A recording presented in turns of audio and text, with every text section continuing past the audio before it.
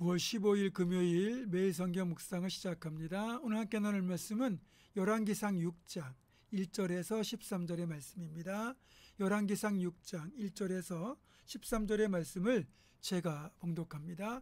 이스라엘 자손이 애굽 땅에서 나온 지 480년이요 솔로몬이 이스라엘 왕이 된 지 4년 12월 곧 둘째 달에 솔로몬이 여호와를 위하여 성전 건축하기를 시작하였더라.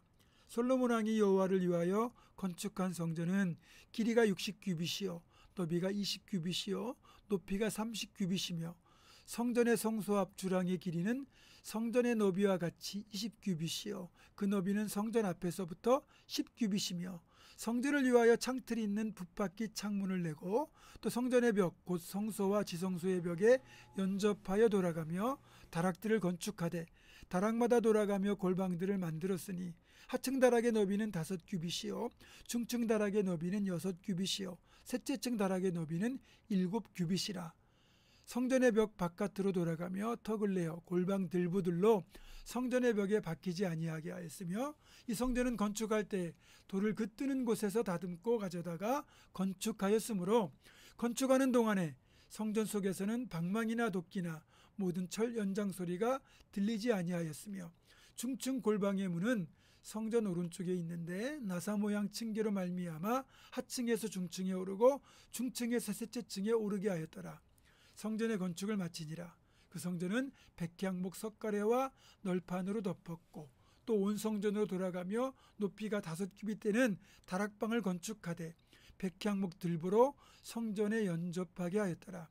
여호와의 말씀이 솔로몬에게 임하여 이르시되 네가 지금 이 성전을 건축하니 네가 만일 내 법들을 따르며 내 율례를 행하며 내 모든 계명을 지켜 그대로 행하면 내가 네 아버지 다윗에게 한 말을 네게 확실히 이룰 것이요 내가 또한 이스라엘 자손 가운데에 거하며 내 백성 이스라엘을 버리지 아니하리라 하셨더라.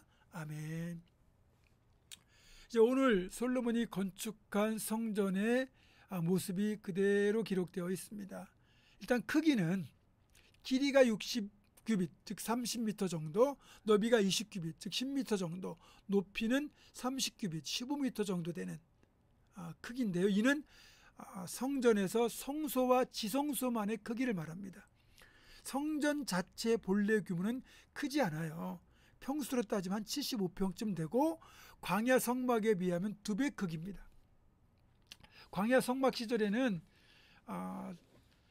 성소와 지성소, 우리 성소의 마당을 제외하면 부속 건물이 없어요. 하지만 솔로몬 성전의 경우에는 성소와 지성소를 제외하고도 성전에 딸려 있는 부속 건물들이 워낙 크게 들어서 있었기 때문에 그 규모는 우리가 상상하는 것보다 훨씬 더 크고 웅장했을 겁니다. 그리고 솔로몬 성전의 건축비는 지금으로 보더라도 천문학적인 금액이 들어갈 것으로 추정을 합니다. 이제 50년, 한 60년 정도 되나? 그때 미국에서 이제 성전 건축비만 계산했을 때 40억 원, 지금의 화폐 가치로 따지면 400억 원 정도인데요.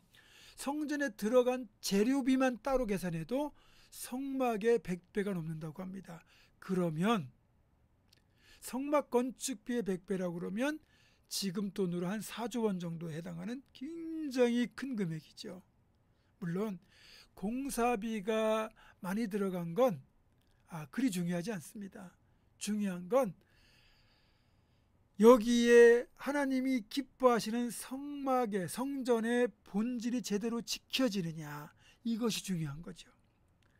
솔로몬이 아름답고 크게 하나님을 위하여 성전을 봉헌하고 싶었던 그 마음은 귀하지만 성전이 성전되지 못하면 하나님은 얼마든지 성전을 떠나실 거거든요. 오늘 본문에서 그렇게 말씀하잖아요. 네가 지금 이 성전을 건축하니까 내 계명대로 행하기만 하면 내가 그 다윗에게 했던 약속을 다 이룰 것이고 내가 이스라엘 자손들, 이스라엘 백성들 가운데에 거하며 이스라엘 백성을 버리지 않겠다고 약속하셨어요.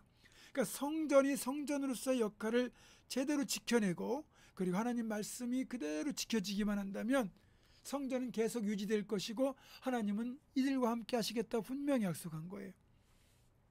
그러나 문제는 그 이후에 이 성전을 이용하여 자신의 욕망을 채우려는 시도가 나타나게 되고 결국 성전이 우상이 되고 성전이 탐욕의 도구가 되었을 때 하나님은 그 성전에 계시지 않고 그 성전을 떠나셨고 성전을 무너뜨리셨습니다.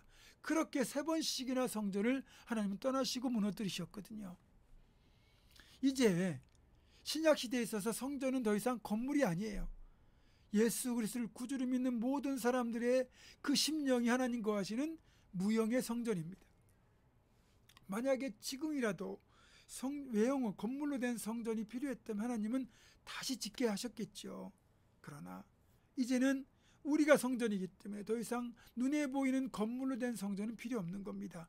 그리고 그 성전의 일부의 기능을 우리가 이제 예배당에서 그것을 이어가고 있는 거죠. 그런데 많은 사람들이 예배당을 성전으로 착각할 때가 있습니다. 여러분, 예배당은 성전이 아니고요. 성전에서 드렸던 예배와 교제를 위한 공간이라는 겁니다. 물론 예배당은 정말 하나님 기뻐 거하시는 거룩한 장소입니다. 우리가 예배를 드릴 때 하나님 그곳에 임재하시거든요. 그러나 이 예배당조차 본질에 충실하지 않고 외형만 추구할 때 하나님은 그런 예배당을 기뻐하지 않으신다는 거죠. 세상조차도 그런 교회를 칭찬하지 않고 손가락질합니다. 그런데 한국교회는 여전히 더 크고 화려한 예배당을 추구하고 있습니다. 여러분, 예배당이 아무리 크고 웅장해도 역시 예배의 본질 그리고 교회의 본질을 감당하지 않으면 하나님은 그 건물을 기뻐하지 않으십니다. 여러분, 한때는 기독교가 국교가 되다시피 교회가 융성했던 유럽을 보세요. 지금 그 대학 예배당들이 다 텅 비어 있습니다. 심지어는요, 스위스의 어떤 오래된 대형교회는 예배당을 술집으로 팔았다고 그래요. 술집이 변하여 예배당이 되면 이는 축복이지만 예배당이 술집이 된다는 것 얼마나 가슴 아픈 일입니까? 만약에 한국교회의 미래의 모습, 한국교회의 크고 화려한 예배당이 훗날 텅 비거나 그렇게 술집이 된다는 것 여러분 상상하면 얼마나 마음이 아픕니까? 교회가 본질을 추구하고 예배당이 예배당으로서의 역할을 온전히 감당해야만 이런 비극을 방지할 수 있습니다. 특별히 우리 부문중앙교회만큼은 정말 본질에 충실하고 예배당이 예배당으로서 온전히 드려질 수 있도록 우리가 바르게 지켜가야 됩니다. 우리 교회가 감당해야 될 사명, 선교적 사명, 사회적 책임을 제대로 감당할 때 우리 교회와 우리 교회 예배당은 그렇게 쇠하지 않고 하나님 기뻐 임재하시는 예배당 그리고 하나님 기뻐하시는 건강한 교회 공동체가 될 겁니다. 그런 교회를 만들어갈 수 있기를 주님의 이름으로 축원합니다. 기도하겠습니다.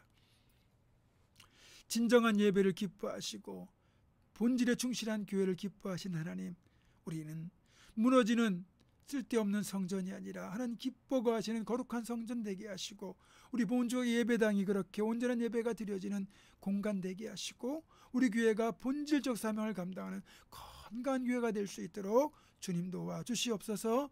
예수님의 이름으로 기도하옵고 이제는 우리 주 예수 그리스도의 은혜와 하나님의 사랑과 성령의 교통하심이 건강한 교회, 하나님 기뻐 임재하는 예배당을 만들어가기로 결단하는 사랑 모든 성도들 이들의 삶과 가정과 생업과 앞날과 우리 교회 위에 지금부터 영원토록 함께 하시옵기를 간절히 축원하옵나이다. 아멘.